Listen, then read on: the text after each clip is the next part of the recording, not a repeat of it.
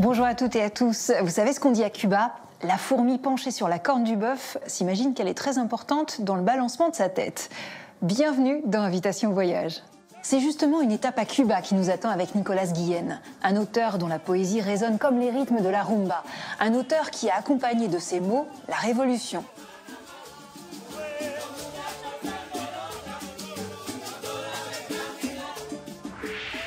À Milan, il y aura de quoi refaire un peu de déco. C'est dire, l'iconique lampe Pipistrello, le fauteuil Elda de Joe Colombo. Ces créations sont nées dans la capitale lombarde et la plupart des grands designers passent par là. Pourquoi à Milan? Ce sera l'héritage. À Milan, tout désir, tout projet, toute idée peut prendre vie. Moi, je suis très fière d'être milanaise. Les grands gourmands, eux, passent par Paris. Aujourd'hui, dans Papilles, vous découvrirez la délicate recette de l'opéra en compagnie du champion de France du dessert 2014. Bien décidé à vous faire succomber à la tentation. Les téléspectateurs veulent goûter. C'est que pour moi. Enfin, à Athènes, vous verrez comment Périclès a trouvé une drôle de manière de renflouer les caisses de la ville. Emprunter de l'argent aux divinités, avec un taux défiant toute concurrence. Je vous raconterai comment dans l'incontournable. Et tout de suite, on échauffe nos neurones avec la devinette. Pourquoi dans certains villages de Nouvelle-Zélande peignait-on les maisons en rose? Nous sommes à Kaikoura, l'une des premières stations baleinières fondées dans les années 1820 sur l'île du Sud. D'ici, les pêcheurs pouvaient se lancer dans les eaux profondes du Pacifique, le royaume des baleines. Et quand ils revenaient, ils peignaient et repeignaient leurs maisons en rose. Des grands romantiques, ces baleiniers? En réalité, ce choix de couleur obéissait à une raison un peu plus prosaïque. Je vous demande laquelle. Vous le saurez, comme d'habitude, en fin d'émission. Car pour l'instant, on a rendez-vous dans les rues de la Havane avec le poète emblématique de la révolution cubaine. Nicolas Guillen, c'est l'inspiration.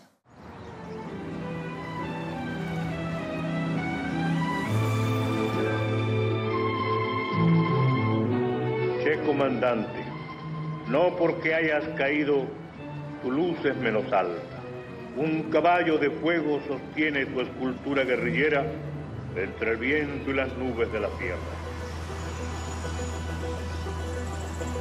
Cette voix est le chant de Cuba, celui d'un homme éperdument épris de sa patrie et qui fait vibrer le peuple cubain tout entier.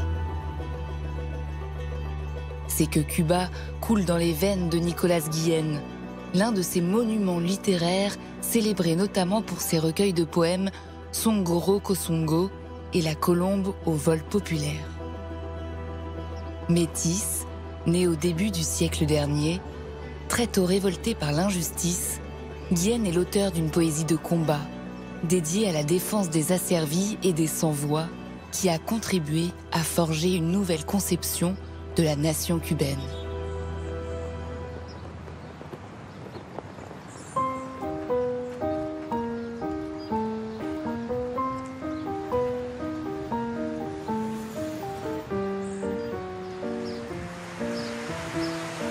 La poésie de Nicolas Guillen, né en 1902 dans une famille modeste de province, c'est d'abord une musique et une couleur.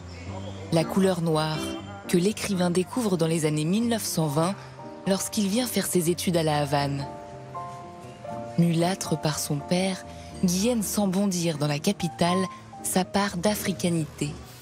Il s'éprend d'une tradition musicale alors très en vogue, nourrie d'influences africaines et espagnoles, le son.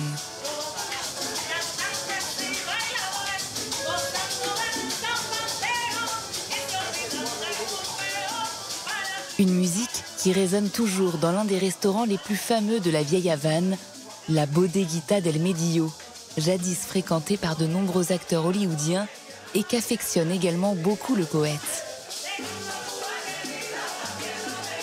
Je suis très émue d'être ici. Cela faisait de nombreuses années que je n'étais pas venue. J'avais l'habitude de venir ici avec Nicolas.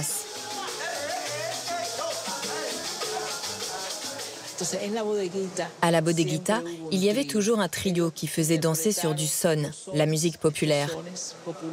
Guillen était influencé par ce groupe, Trio Matamoros.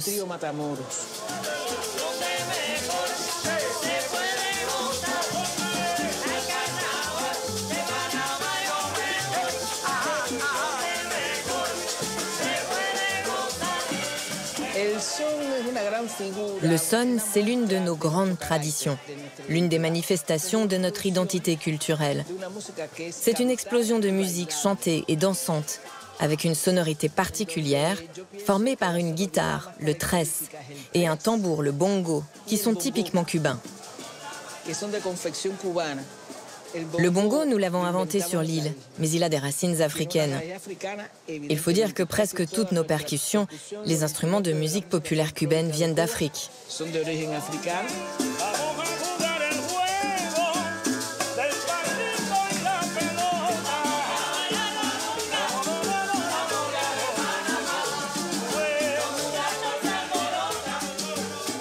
Cette musicalité, Nicolas Guillen s'attache à la retranscrire dès ses premiers poèmes, publiés en 1930. Dans Motifs de son, baptisé ainsi en hommage à cet art, crépitent les onomatopées et les sonorités afro-cubaines. Je suis Yoruba, je suis Lukumi, Maldingue, Congolais, Karabali. Écoutez, amis, mon son se poursuit. Nicolas a reproduit ce qu'il entendait ici, cette forme de tradition orale, et il l'a poétisée. Ses poèmes, Motifs de son, sont très courts, très sonores, très rythmiques.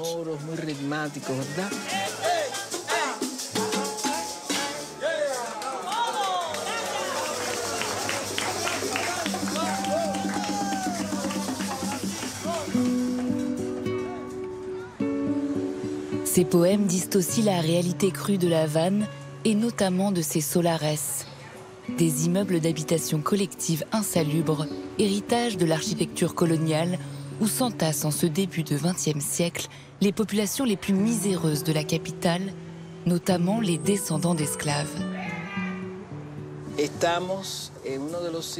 Nous nous trouvons dans l'un des lieux les plus symboliques de la poésie de Nicolas Guillen.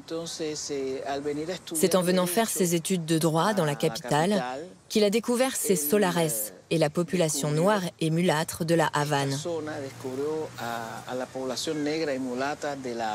Il forme l'essence de sa poésie, l'une de ses racines principales. Son recueil, Les Motifs de son, est un acte de révolte. Un acte de foi contre l'injustice, contre l'exclusion. Mais c'est un chant, ce n'est pas un pamphlet.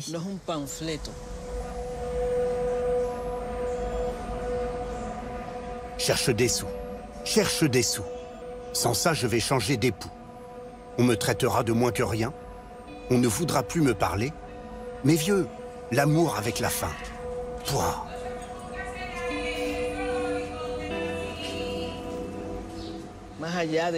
Au-delà de la dénonciation de l'exclusion des personnes qui vivent dans ces lieux, je pense que ce qu'il est venu chercher ici, c'est notre identité.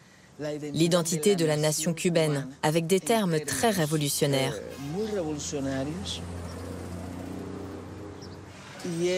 Son attention s'est portée sur les Noirs et les mulâtres. Il les a comme convoqués dans ses écrits. L'identité nationale cubaine ne pouvait pas se concevoir sans cet apport africain. C'est là que tout commence, c'est la base. C'est très important parce que les couches noires n'étaient pas considérées comme faisant partie du peuple cubain.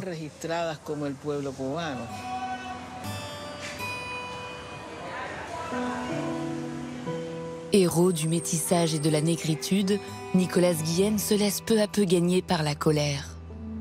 Scandalisé par la condition de l'homme noir, il est témoin des souffrances de son pays, plongé dans une grave crise économique et sociale en ces années 30. Et sa poésie se politise et se durcit. Elle se prend à condamner la domination blanche et le régime dictatorial, ironiquement appelé « République » de Gerardo Machado, soumis à l'influence des États-Unis. Guillen fait de la canne à sucre le symbole de l'oppression passée et présente de Cuba. Une exploitation dont témoigne encore l'ancienne plantation de San Isidro de los Destiladeros, située dans la vallée de Los Ingenios, au centre de l'île. San Isidro de los Destiladeros.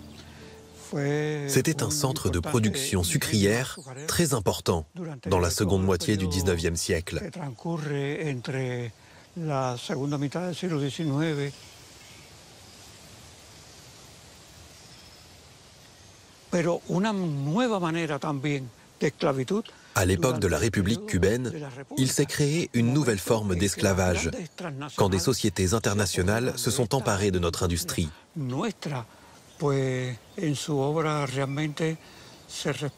Et on lit très clairement dans son œuvre une dénonciation de la présence américaine, de l'impérialisme nord-américain sur notre terre.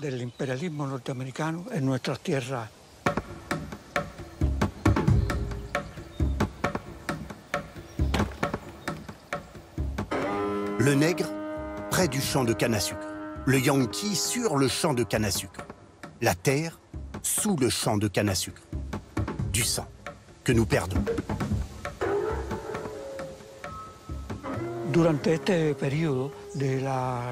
Pendant cette période de la République cubaine, beaucoup d'abus ont été commis.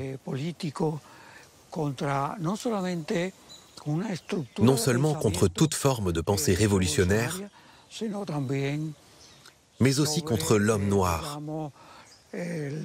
qui avait tant apporté à notre pays, par sa sueur, son sang, par son dos lacéré par le fouet colonial.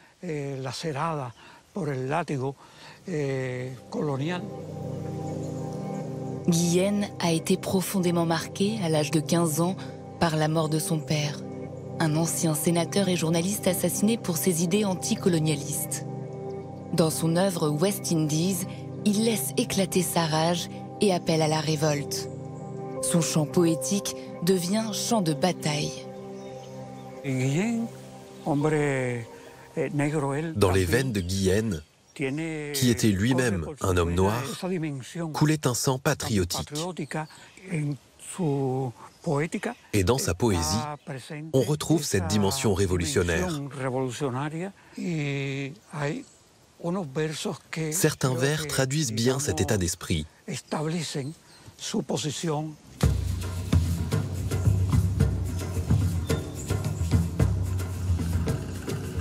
Couper les têtes comme les cannes.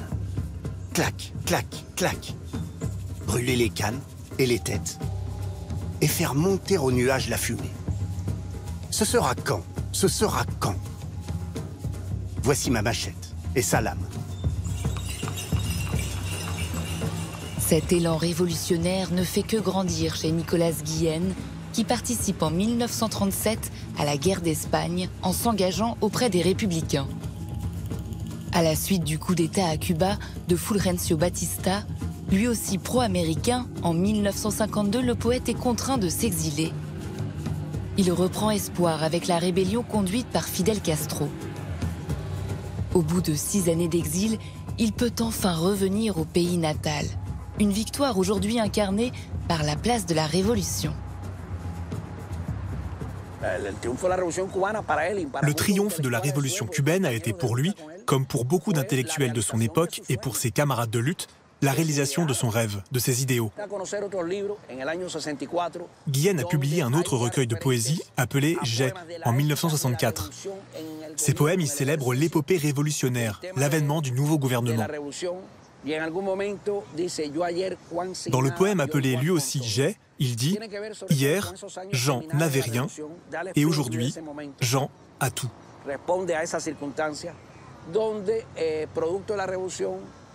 Ces vers font écho aux années fondatrices de la Révolution, quand elle entreprend d'alphabétiser tout un peuple, de mettre en place des mesures révolutionnaires pour améliorer les conditions de travail, de logement, d'établir une réforme agraire et une nouvelle politique culturelle.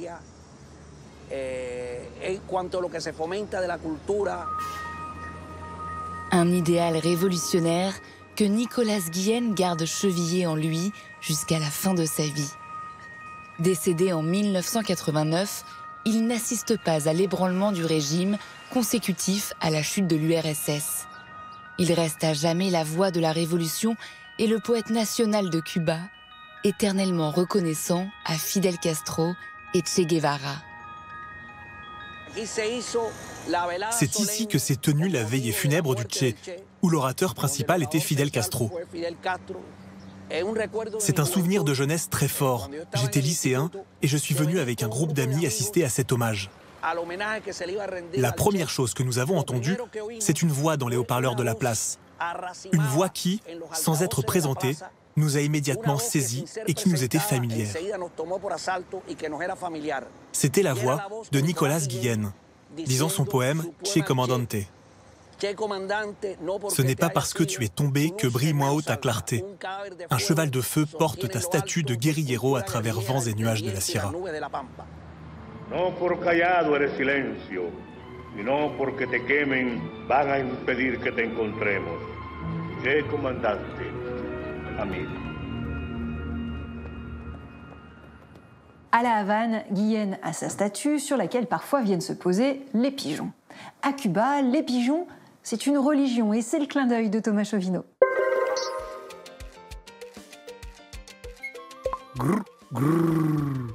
Pardonnez-moi d'être trivial, mais franchement, on n'aime pas qu'ils nous chient dessus, les pigeons. Celles et ceux qui, tranquilles à l'ombre d'un arbre, ont senti couler une fiente sur leurs épaules peuvent en témoigner. Et c'est pire encore, quand ça arrive dans les cheveux, le pigeon, on s'en méfie. Sauf peut-être à Cuba, ou à la campagne, comme sur les toits de la Havane, ça roucoule pépère. Élever des pigeons, c'est avec le baseball l'une des activités préférées des Cubains. On les trouve d'ailleurs sur quelques timbres-poste du pays. Ici, les pigeons sont chez eux. La preuve, en 1959, quelques jours après avoir pris le pouvoir, ils s'installent à la tribune avec Fidel Castro, qui donne l'un de ses premiers discours de dirigeant. Des pigeons respectueux, aucun ne lui a fait sur l'épaule. En plus, à Cuba, les pigeons, ils sont canons. Rien à voir avec nos volatiles européens gris sinistres. Ils ont le plumage exotique. Un exotisme cosmétique, ces pigeons ont en fait été peints pour être plus beaux. Ils participent aux nombreux concours de pigeons qui animent l'île plusieurs fois par an. Des concours qui sont un peu comme des JO à plumes, avec plusieurs disciplines. Concours de séduction, plusieurs mâles sont regroupés autour d'une femelle, et vas-y que je danse, que je gonfle mon poitrail. Celui qui séduit la femelle est déclaré vainqueur. Mais la discipline reine, c'est la course à proprement parler. Lancé à une centaine de kilomètres de leur pigeonnier, c'est le premier qui rentre à la maison qui a gagné. Et pas qu'une couronne de laurier. Le propriétaire du champion peut espérer ensuite monnayer une saillie qui permettra de faire d'autres pigeons champions ou même carrément de vendre le volatile vainqueur. Et un volatile vainqueur, ça peut rapporter gros. En Belgique, où la colombophilie est également très prisée, New Kim, considérée comme l'une des plus rapides du monde, a été adjugée aux enchères pour la modique somme d'1 600 000 €. On espère qu'à ce prix-là, son acheteur ne s'est pas fait pigeonner. Allez, je vous invite maintenant à Milan. Milan, c'est l'une des capitales de la mode, de Prada à Armani en passant par Versace, mais c'est aussi un passage obligé pour les amateurs de design. La preuve dans l'héritage.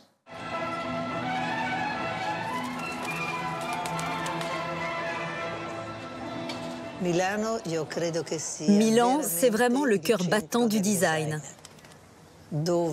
C'est ici que presque tous les objets naissent et qu'on peut les découvrir. À Milan, tout désir, tout projet, toute idée peut prendre vie. C'est une ville d'entrepreneurs, une ville où on fabrique, où il y a cette volonté de réaliser.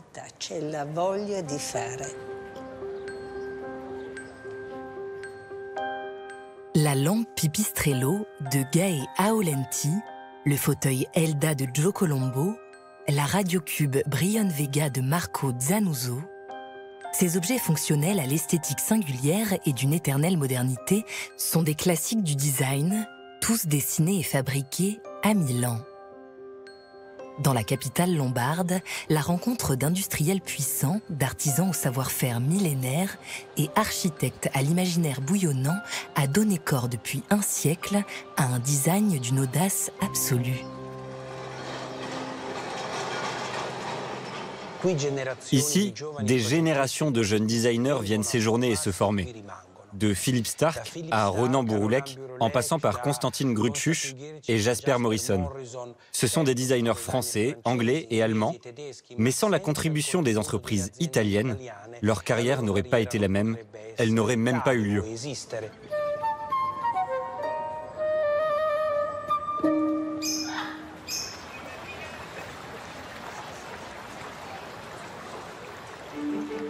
Cet état d'esprit inventif s'enracine dans 10 siècles d'une intense activité marchande et artisanale dont le quartier des Navili a été le théâtre avant de devenir aujourd'hui l'un des quartiers les plus branchés de la métropole. Le Naviglio Grande, en particulier, a une histoire qui a commencé au milieu du XIIe siècle, autour de 1154, lorsqu'il a fallu creuser un canal qui pouvait être navigable, afin d'acheminer les eaux du Tessin jusqu'à Milan, pour l'irrigation, le transport de marchandises et le transport de personnes. Et cela a contribué considérablement au développement de Milan.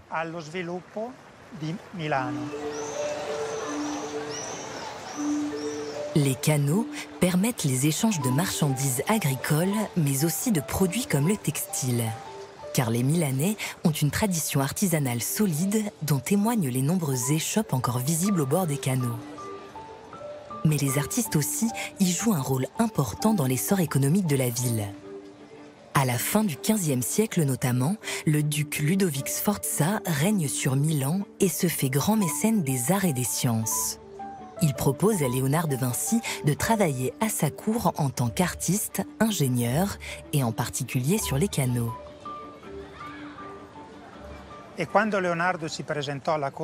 Quand Léonard de Vinci s'est présenté à la cour des Sforza, il a déclaré qu'il savait très bien gérer les systèmes de circulation de l'eau, parce qu'il avait mené des études approfondies sur le sujet. Il s'est occupé précisément de ce bassin, de la Conca dell'Incoronata. Ici, il a su trouver de nouvelles méthodes pour améliorer le système d'ouverture des portes de l'écluse et mieux contrôler le volume d'eau dans le canal.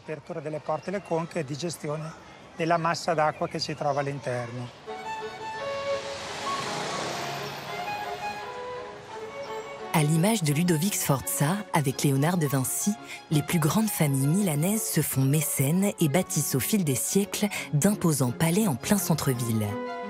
Elles font appel au savoir-faire des artisans pour embellir leur demeure, posant déjà à l'époque les bases de ce qui deviendra le design milanais.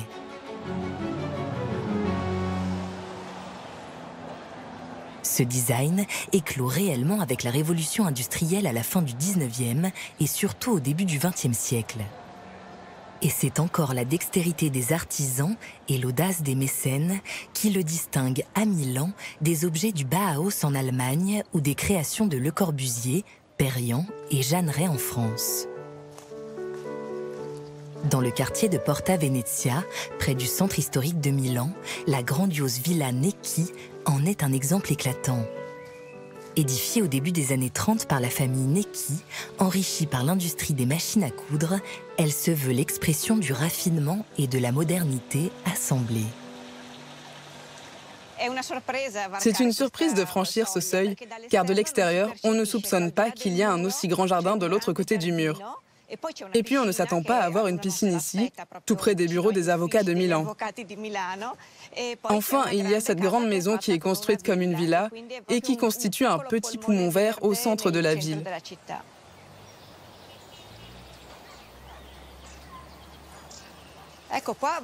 Ici, on voit bien que la façade est d'une grande modernité, avec ce côté très linéaire et l'ornementation réduite au minimum, jusqu'à la corniche des fenêtres qui est très simple. Dans les années 1930, c'était vraiment moderne, en comparaison des palais milanais, remplis de décors baroques ou art nouveau, à la décoration chargée. Ici, avec cette villa, on fait un grand pas en avant, avec cette ornementation réduite à l'essentiel. Famille érudite et ouverte à l'avant-garde, les Necchi ont confié le chantier à Piero Portaluppi, architecte prodige aux idées fulgurantes que tout le Gotha milanais s'arrache alors. Loin de se contenter de concevoir un bâtiment, il intervient jusque dans les moindres détails, adaptant les formes comme les fonctions du mobilier au mode de vie du moment. Ce qui participe certainement à la réussite de la maison, c'est la contribution des artisans. Portaluppi savait qu'ils pouvaient compter sur leur savoir-faire de haut niveau. C'est l'une des pièces les plus caractéristiques de la maison, parce qu'on y trouve précisément la patte de l'architecture et du design qui était en train de naître à l'époque de Milan. C'est l'architecte lui-même qui a dessiné tous les lambris qui recouvrent entièrement la pièce et transforment les étagères en parois. On fumait beaucoup à l'époque, on jouait aux cartes et on buvait des cocktails. C'était comme ça que l'on passait la soirée avant d'aller à la Scala, par exemple. Et voici le mobilier fabriqué exprès pour la maison, avec des tiroirs secrets qui pouvaient s'ouvrir pour ceux qui jouaient aux cartes. Ici, vous pouvez également voir le savoir-faire de l'artisanat milanais. Expérimentateur de techniques innovantes, l'architecte les met au service du confort et de l'efficacité. L'espace devait rester fluide. Voilà pourquoi ces grandes portes étaient formées d'immenses parois vitrées, fabriquées là encore par de grands artisans.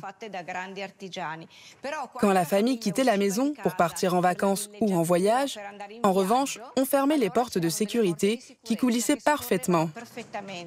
Elles sont fabriquées dans un alliage métallique contenant de l'argent, si bien qu'on dirait des portes de protection d'une banque.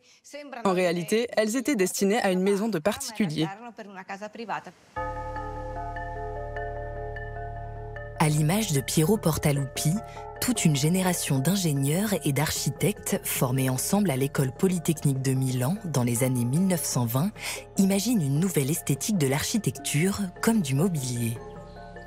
Gio Ponti en est le chef de file.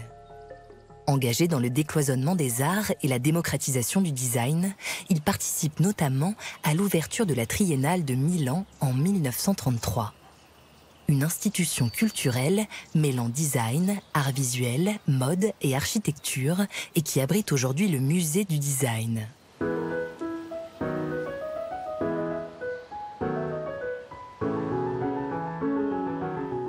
On y retrouve la patte de Gio Ponti, que ce soit une lampe ou une chaise, qui révolutionne la forme des objets comme le style de vie des Milanais.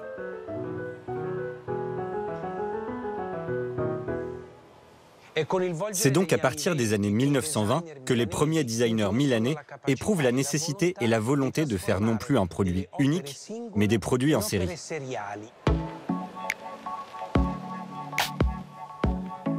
L'essor du design milanais tout au long du XXe siècle se fait aussi grâce aux éditeurs.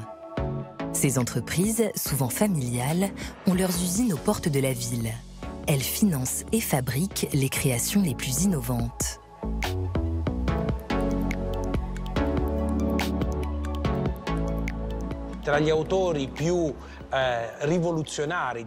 Parmi les designers les plus révolutionnaires de l'époque, il y a sans aucun doute Gio Colombo, avec sa lampe acrylique de 1962 qui associe plusieurs grandes innovations industrielles.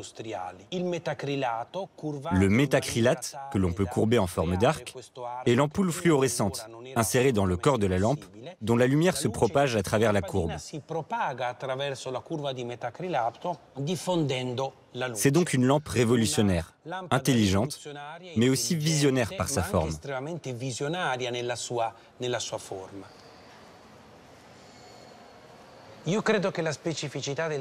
Mais à mon sens, ce qui fait la force du design milanais, ça n'est pas seulement de remplir une fonction de la vie quotidienne, mais c'est aussi par la couleur, la forme, la courbe d'un objet, de rassurer, d'être proche de l'homme, de la femme, qui utilise cet objet et de transmettre une émotion.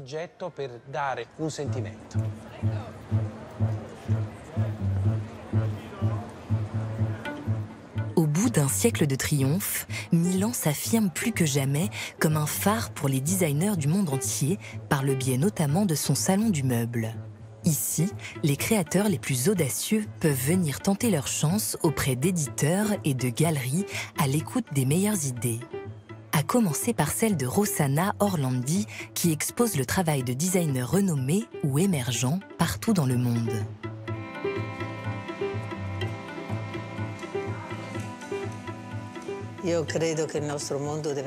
Je crois que notre monde doit être riche d'émotions, de sensations, et donc que le design ne peut pas être considéré uniquement d'un point de vue esthétique, Il doit procurer un ensemble de sensations qui permettent de comprendre la valeur d'un produit.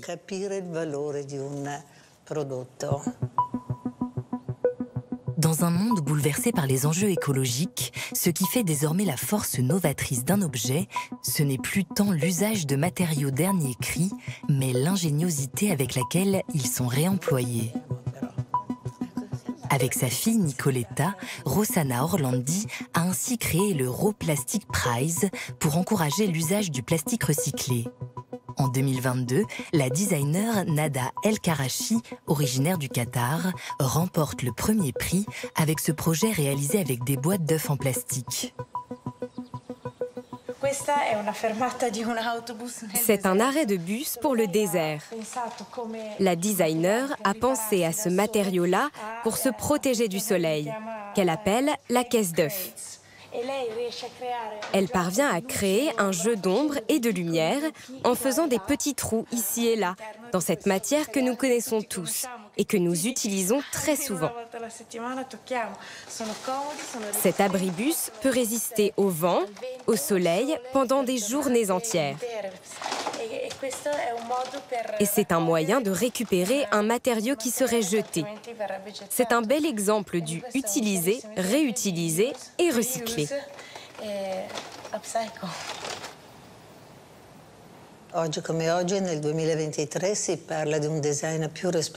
Aujourd'hui, on parle d'un design plus responsable, attentif à certains critères qui ne limitent pas la créativité, mais au contraire, qui l'enrichissent. Les designers travaillent avec des matériaux passionnants qui leur offrent de nouvelles possibilités. Et ce qu'ils font aujourd'hui de nouveau avec ces technologies est extraordinaire. Moi, je suis très fière d'être milanaise. Autant être honnête avec vous, la recette du jour est quand même réservée aux pâtissiers qui se débrouillent pas mal. Avec Jérémy, on va donc apprendre, ou tenter d'apprendre, à réaliser un opéra. On le rejoint tout de suite à Paris.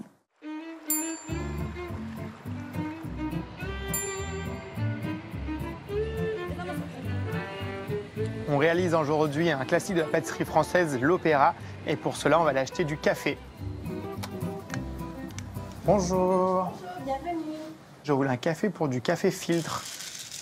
Ici, on a le Fiva qui, lui, va être acidulé, également épicé, avec des petites pointes de miel aux agrumes. Ici, c'est un salvadorien, oui, on va avoir des caractéristiques plutôt de fèves de cacao, framboise et jasmin, donc fruité et floral. Il faut quand même un café qui ait un peu de puissance, parce qu'on a quand même une ganache au chocolat qui est assez quand même cacaotée. Bah, je pense le Fiva. Hein. Je pense qu'effectivement, c'est un bon choix, parce qu'il va pas s'éteindre face au chocolat, en fait.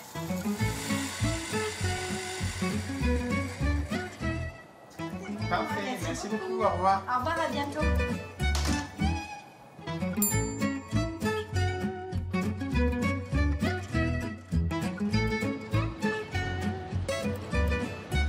On va commencer par le biscuit Joconde. Donc c'est un biscuit qui va être en 2 étapes. On va faire monter les blancs d'œufs et à côté on va faire monter un mélange de œufs entiers, jaune d'œuf, le sucre. Et en parallèle, je vais faire monter mes blancs d'œufs. Donc là, on a notre mélange de sucre glace et poudre d'amande. On va rajouter donc dedans la farine.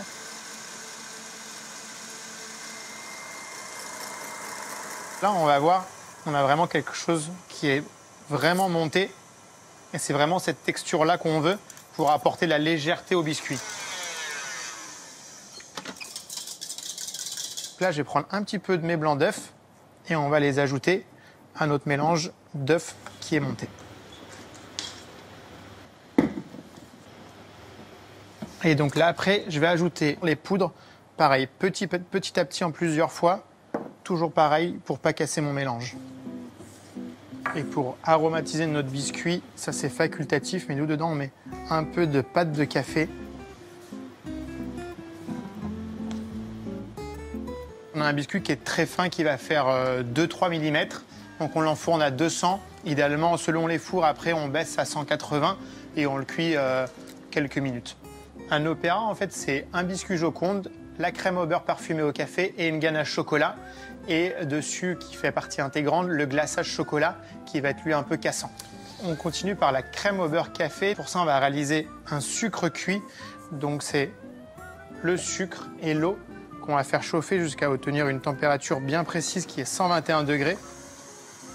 L'opéra, c'est un gâteau qui a été créé en 1955 par Cyril Gavillon, qui était pâtissier d'Aloyau. Et il y a plusieurs, on va dire, histoires sur l'exactitude de pourquoi l'opéra.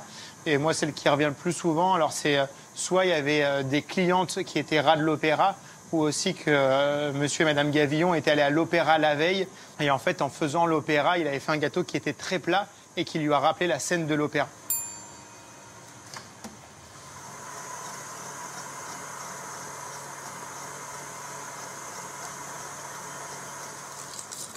Et en fait, là, ce qui va être important, c'est d'avoir aussi cette texture de crème au beurre qui va être à la fois pas trop ferme et pas trop liquide pour qu'on puisse réaliser le montage de l'opéra tout de suite. Donc avec le café qu'on allait chercher tout à l'heure, on va le faire couler en café filtre pour imbiber le biscuit. Et à l'époque, c'était vraiment très avant-gardiste d'avoir ce côté feuille à feuille de biscuit, un gâteau très plat et où on voyait tout le montage sur le côté. Donc la deuxième couche de biscuit. Donc là, on va rajouter la couche de ganache chocolat.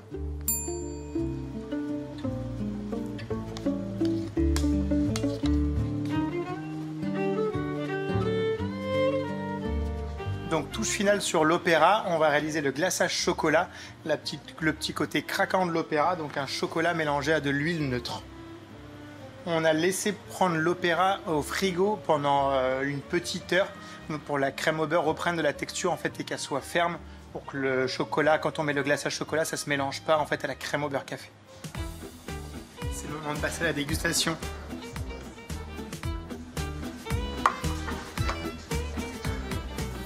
Moi, ce que j'adore, c'est quand on casse la petite croûte dessus.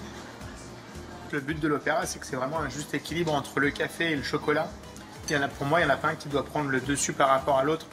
Les téléspectateurs veulent goûter. C'est que pour moi. On retrouve à la fois du croquant, du fondant, du moelleux, du crémeux. C'est une explosion en bouche.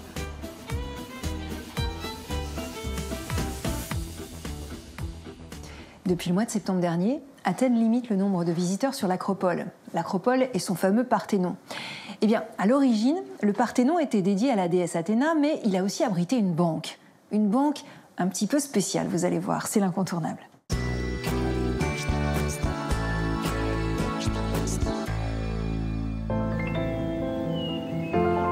À Athènes, la star, c'est elle.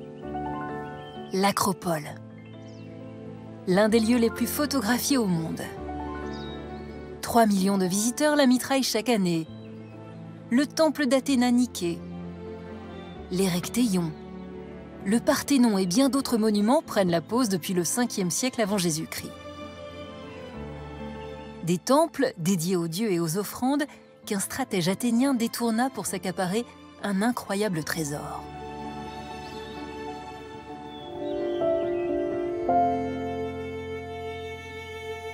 Linda Talatas est archéologue et historienne. Elle nous ramène 25 siècles en arrière. Athènes brille alors de mille feux grâce à sa puissance navale impressionnante et se place à la tête d'une alliance militaire fédérant de nombreuses cités grecques, la Ligue de Délos. Mais entretenir une suprématie, cela coûte cher, très cher.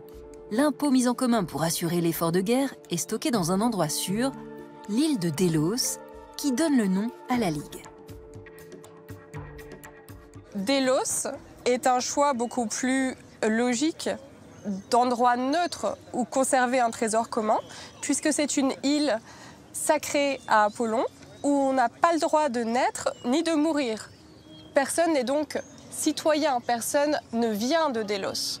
Alors que si l'on transfère le trésor vers Athènes, le trésor commun sera mêlé au trésor des Athéniens et la ville se place véritablement à la tête d'un empire qui naît. La puissance d'Athènes est à mettre, en partie, à l'actif de l'homme fort de la cité, Périclès, l'un des plus grands stratèges de l'histoire grecque. Il est issu, de par ses deux parents, de la plus grande noblesse athénienne, mais c'est un grand défenseur de la démocratie. Pour ses prises de position en faveur du peuple, ses détracteurs le traitent de démagogue. Il a d'ailleurs une si profonde influence sur son temps que l'on appelle souvent le 5e siècle, le siècle de Périclès. Périclès mène de main de maître le destin de la cité florissante, qui repose en grande partie sur l'exploitation des mines d'argent du Laurion. Mais une cité rivale lorgne sur ses richesses.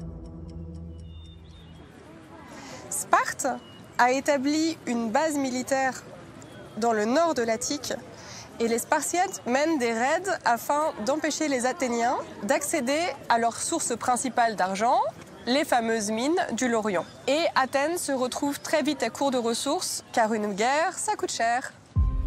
Périclès a alors l'idée d'utiliser le fameux trésor de la Ligue de Délos directement pour son compte, afin de pouvoir financer sans discuter ses opérations militaires. Il invoque le besoin de satisfaire les dieux pour soustraire le magot à ses alliés. Athènes a transféré le trésor commun de la Ligue de Délos à partir de l'île de Délos au Parthénon, sous prétexte de mieux le protéger contre les attaques perses. Ce trésor de la Ligue de Délos est composé en majorité de contributions en métaux précieux des différentes cités qui en font partie.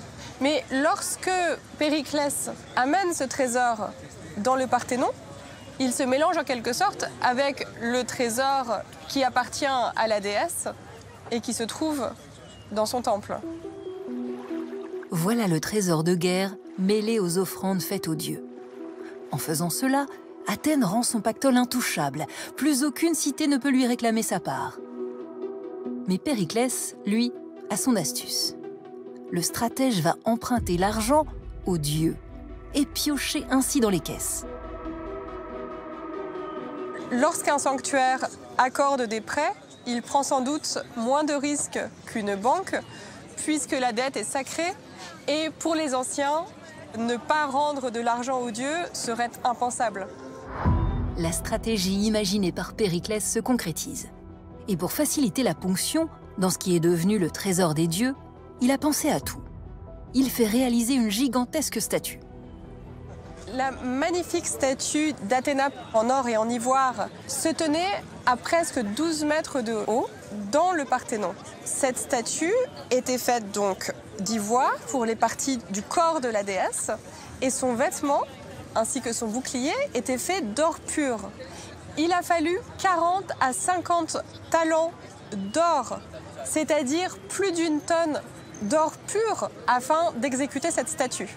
Le plus extraordinaire dans la confection de cette statue, c'est l'idée de pouvoir avoir des pièces d'or détachables et modulables selon les besoins de la cité.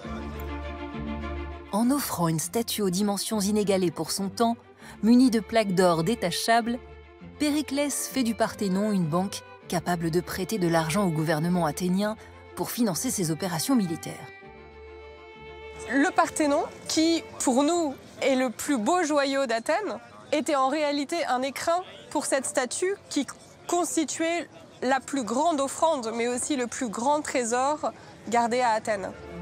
Ce trésor fut dilapidé lors de la guerre du Péloponnèse, qui pendant plus de 20 ans voit s'affronter Sparte et Athènes. Emprunter de l'or contenu dans le sanctuaire de la déesse n'a cependant pas porté bonheur aux Athéniens puisqu'ils ne se sont jamais remis de leur défaite de la guerre du Péloponnèse. Il n'y a plus d'or au Parthénon, qui a oublié son antique vocation bancaire.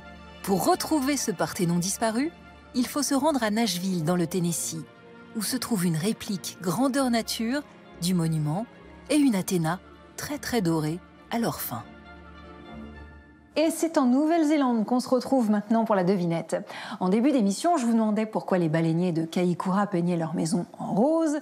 Eh bien parce que pour fabriquer de la peinture, ils n'avaient que du plomb blanc utilisé contre la rouille des bateaux et du plomb rouge, un anti-calcaire. Rouge plus blanc, ça donne du rose. Mélangez un peu d'huile, vous aviez ainsi un fantastique produit de préservation du bois. Vous en avez un exemple avec cette maison, celle du baleinier Robert Fife, le plus vieux bâtiment de Kaikoura. Il a été édifié en 1844 et devinez avec quel matériau les fondations ont été construites ? Avec des os de baleine. Nous, en tout cas, ce qu'on préfère, c'est quand même de les admirer en toute liberté, ces baleines. Ce que vous pouvez faire en revoyant ce voyage en Nouvelle-Zélande, il est en replay sur le site d'Arte. Shooty Pisfalt.